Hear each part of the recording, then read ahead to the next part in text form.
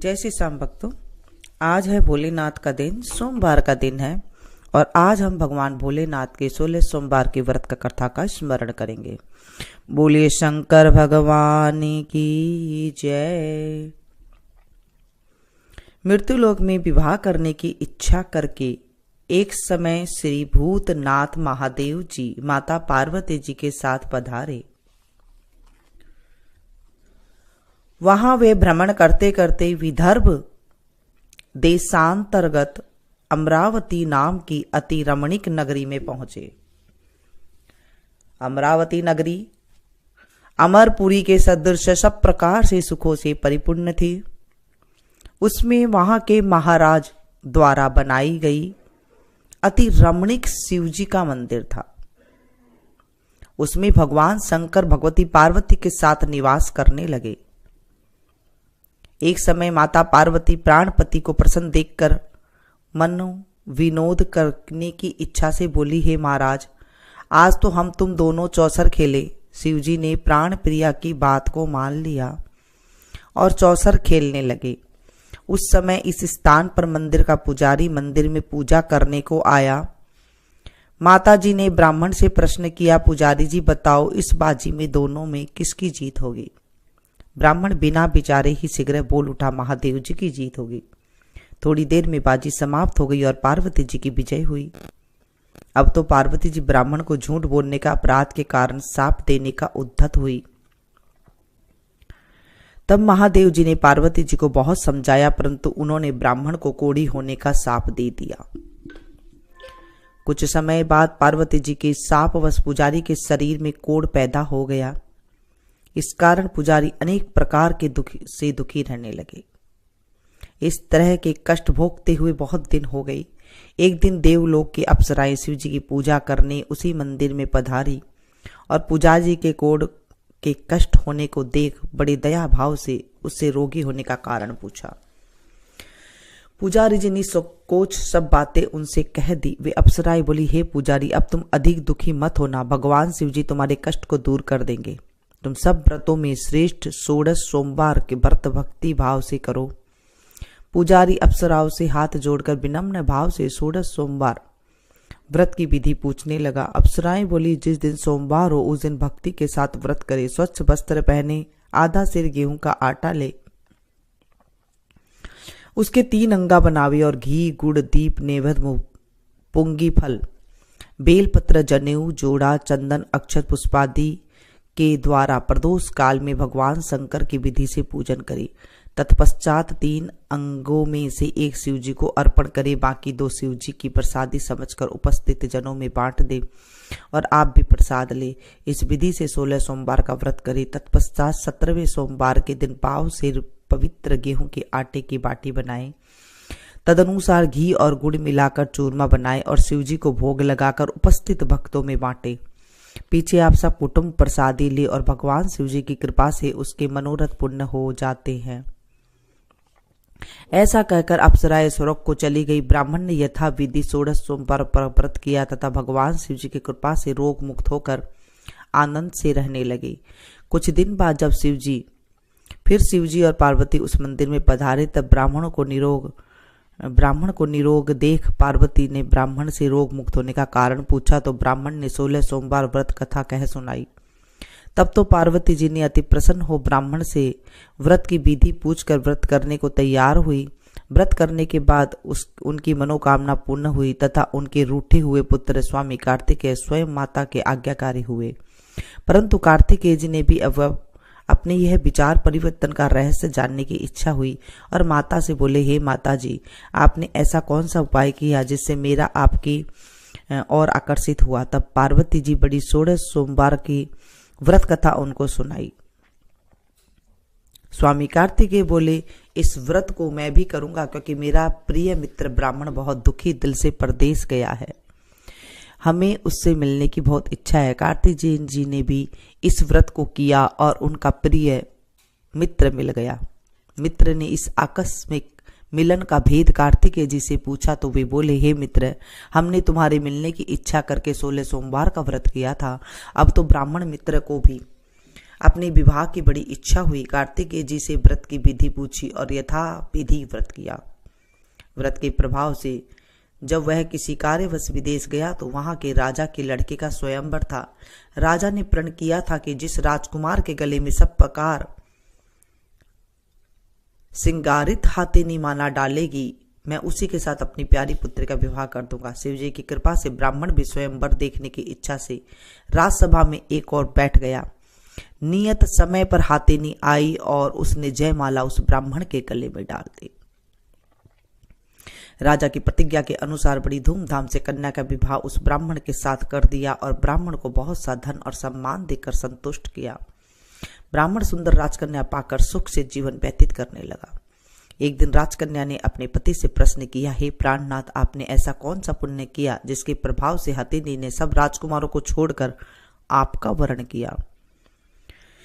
ब्राह्मण बोला, हे प्राण प्रिय, मैंने अपने मित्र कार्तिकेय जी से यह कथा अनुसार 16 सोमवार का व्रत किया था, जिसके प्रभाव से मुझे तुम जैसी स्वरूपवान लक्ष्मी की प्राप्ति हुई। व्रत की महिमा को सुनकर राजकन्या को बड़ा आश्चर्य हुआ और वह भी पुत्र की कामना करके व्रत करने लगी। शिवजी की दया से उसके गर्भ से एक अति सुंदर, सुशील, धर्मात्मा और विद्वान पुत्र उत्पन्न हुआ।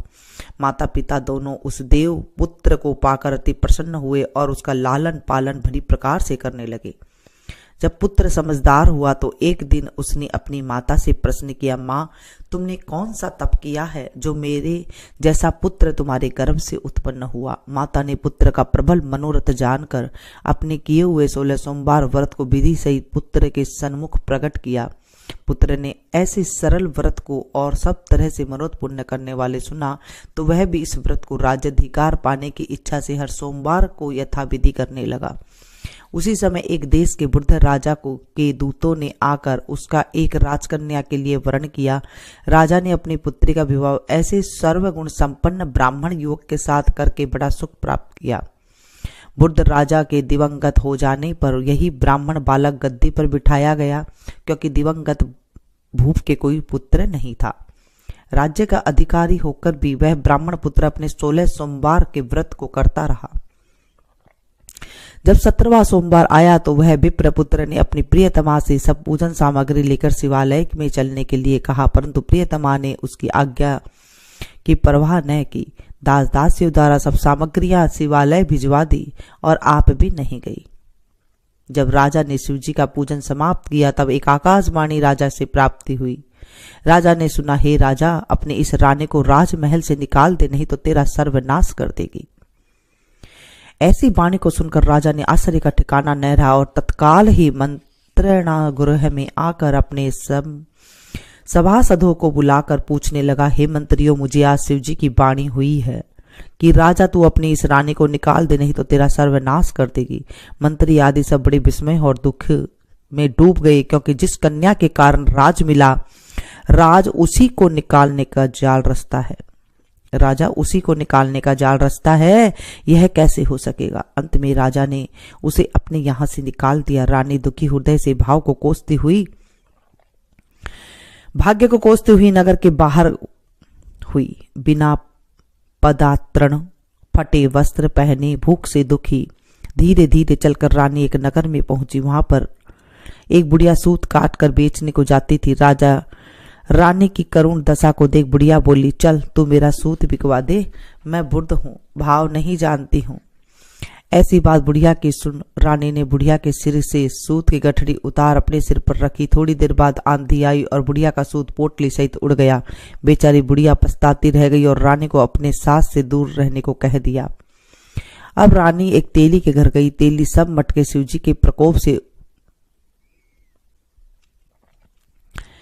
कारण उसी समय चटक गई। ऐसी दशा देख तेली ने रानी को अपने घर से निकाल दिया। इस प्रकार रानी अत्यंत दुखी पाती हुई सरिता के तट पर गई तो सरिता के समस्त जल सूख गया। तत्पश्चात रानी एक वन में गई। वहां जाकर सरोवर में सीढ़ी से उतर पानी पीने को गई। उसके हाथ से जल का स्पर्श होते ही सरोवर में नील कमल के सदृश जल में असंख्य कीड़े पड़ गए और वह गंदा हो गया।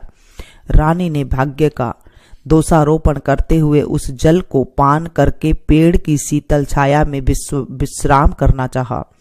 वह रानी जिस पेड़ के नीचे जाती उस पेड़ के पत्ते तत्काल ही गिरते रहते। वह वन सरोवर जल की ऐसी दशा देखकर गऊ चराते ग्वालों ने अपने गुसाई जी से कहा, जो जंगल में स्थित मंदिर के पुजारी थे।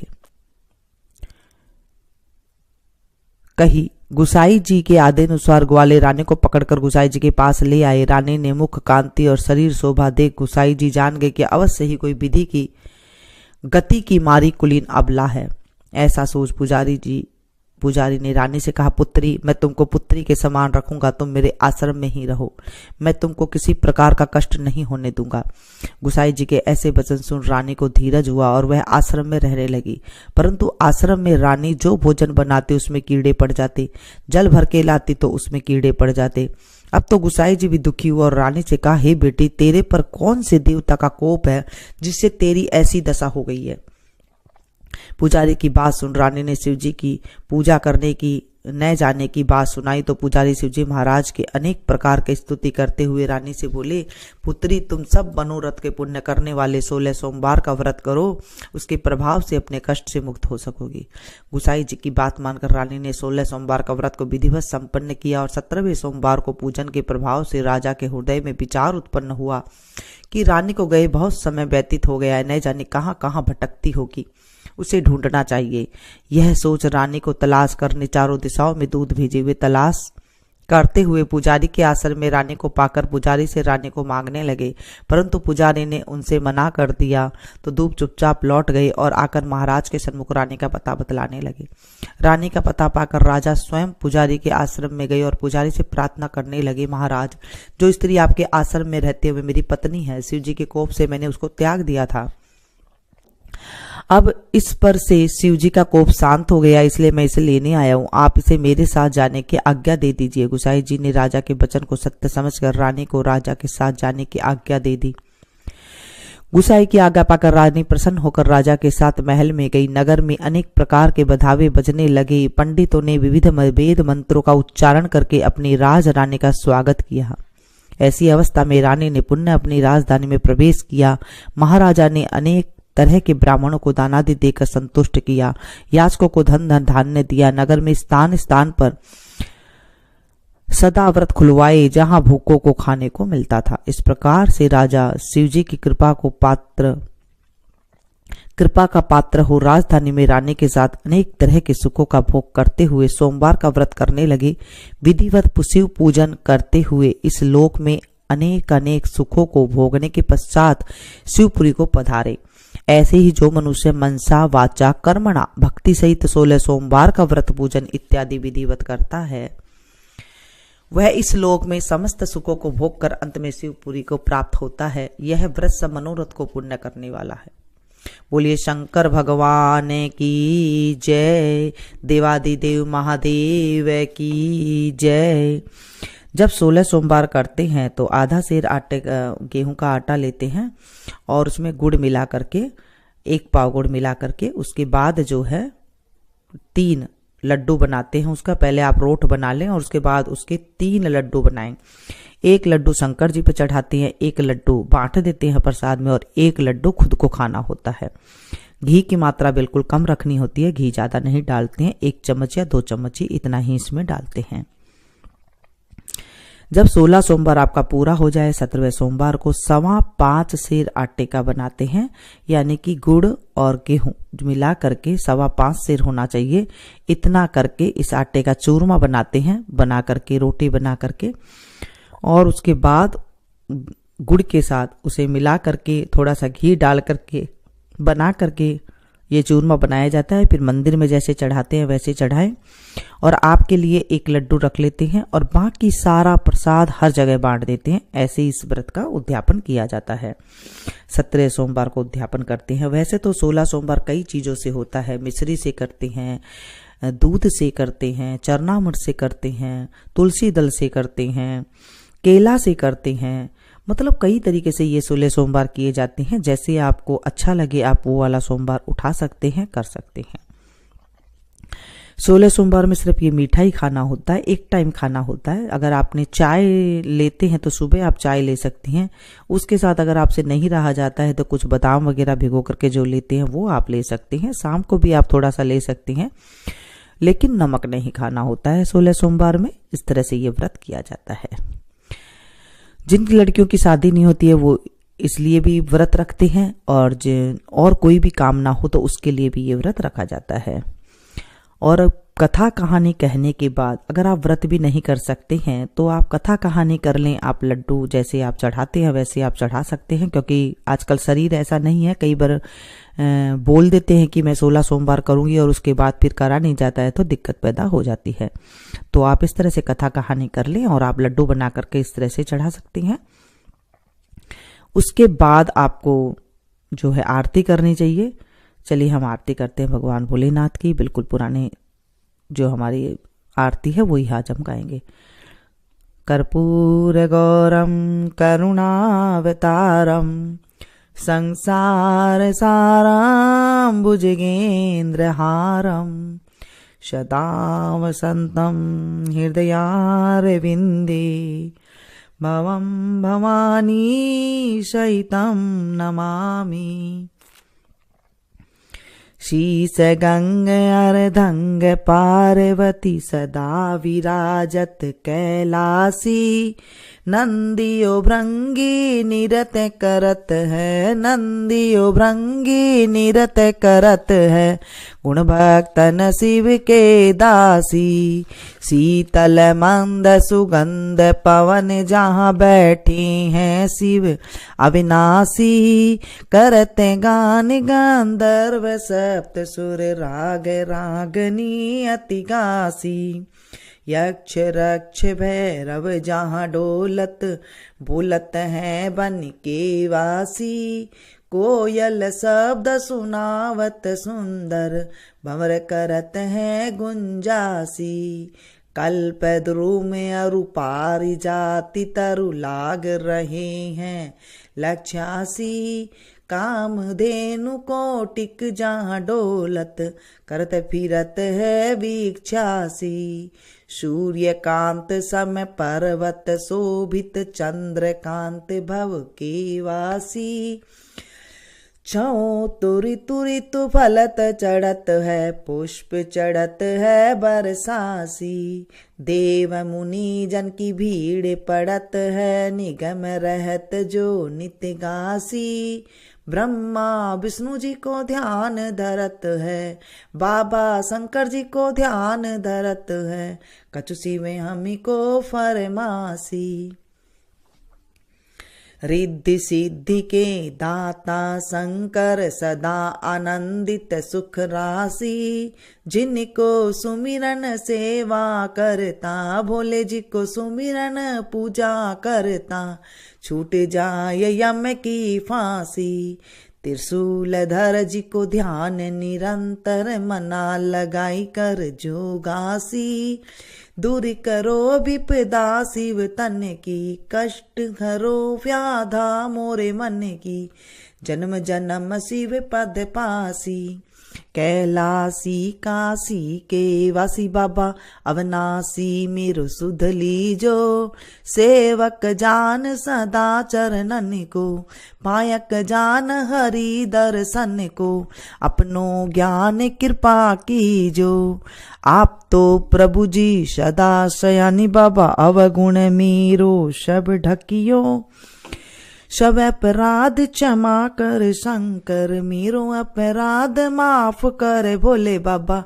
किंकर की विनती सुनियो अभय ज्ञान दी जो हरि मोह को सकल सृष्टि के हितकारी। सिर भोलेनाथ बाबा भक्त निरंजन भूतनाथ बाबा भक्त निरंजन अलखनाथ बाबा भक्त निरंजन भवभंजन भव शुभकारी। काल हरो हरि कष्ट हरो हरि दुख हरो दारिद्र हरो। नमामि शंकर भवानी भोले बाबा नमामि शंकर भवानी भोले बाबा। हर हर शंकर आप शरणम। सेवा पूजा बंदगी सभी तुम्हारे हाथ। मैं तो कुछ जानू नहीं तुम जानो रघुनाथ। सिंह चढ़े दुर्गा मिले गरुड़ चढ़े भगवान। बैल चढ़े शिव जी मिले तो पूर्ण होए सब काम। सदा भवानी दायिनी सन्मुख रहत गणेश, पांच देव रक्षा करे ब्रह्मा विष्णु महेश। सांब सदा शिवाय नमः। बोलिए शंकर भगवान की जय। तमेव माता च पिता तमेव, तमेव बंधु च सखा तमेव, तमेव विद्या द्रविणं तमेव, तमेव सर्वं मम देव देवं। पापहं पापकर्माहं पापात्मा पाप संभवो, त्राहि मां पार्वतीनाथो सर्वपापो हरो हरो, त्राहि मां पार्वतीनाथो सर्वपापो हरो हरो, त्राहि मां पार्वतीनाथो सर्वपापो हरो हरो। सांब सदा शिवाय नमः। बोले शंकर भगवान की जय। आज हमने आरती करी, फिर भगवान से क्षमा ऐसा ना करें, और इसके बाद जो है आप इसे व्रत की इस तरह से आप शुरुआत करें दिन की। इसे आप ज़्यादा से ज़्यादा अपनों के साथ शेयर कीजिएगा, क्योंकि जब हम किसी को कथा सुनाते हैं तो हमारे जीवन में भी जो है बहुत अच्छा लाभ मिलता है। अब हम छोटी सी गणेश जी की कहानी सुनेंगे।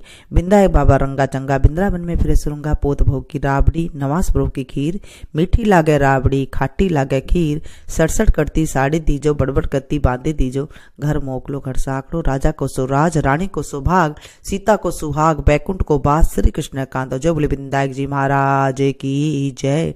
कोई भी कथा करे उसके बाद गणेश जी की कहानी हमें अवश्य करनी चाहिए। इसे ज़्यादा से ज़्यादा अपनों के साथ शेयर कीजिएगा, ताकि औरों को भी लाभ मिल सके और आपको भी लाभ मिल सके, क्योंकि हम जब किसी को कथा सुनाते हैं तो हमारे जीवन में भी लाभ होने लग जाता है। हे भोलेनाथ बाबा, आज हमने आपकी कथा करी, आरती करी, गणेश जी की कहानी कही। हमारे जीवन में कोई कष्ट हो, दुख हो तो हमें दूर करना हमारे जीवन से, और इस कहानी को जो कही सुनी सुनाई हुंकारा भरे उसके जीवन में भी जो है सारे सुख संपत्ति देना, सारी मनोरथ पूर्ण करना और आदिवादी शत्रुओं का नाश करना। बोले शंकर भगवान की जय। मिलते हैं फिर से एक नई कथा में नई जानकारी के साथ। तब तक आप लोग देखते रहिए मेरे संगीत। Thank you. जय श्री श्याम भक्तों, आज है भोलेनाथ का दिन, सोमवार का दिन है, और आज हम भगवान भोलेनाथ के 16 सोमवार के व्रत का कथा का स्मरण करेंगे। बोलिए शंकर भगवान की जय।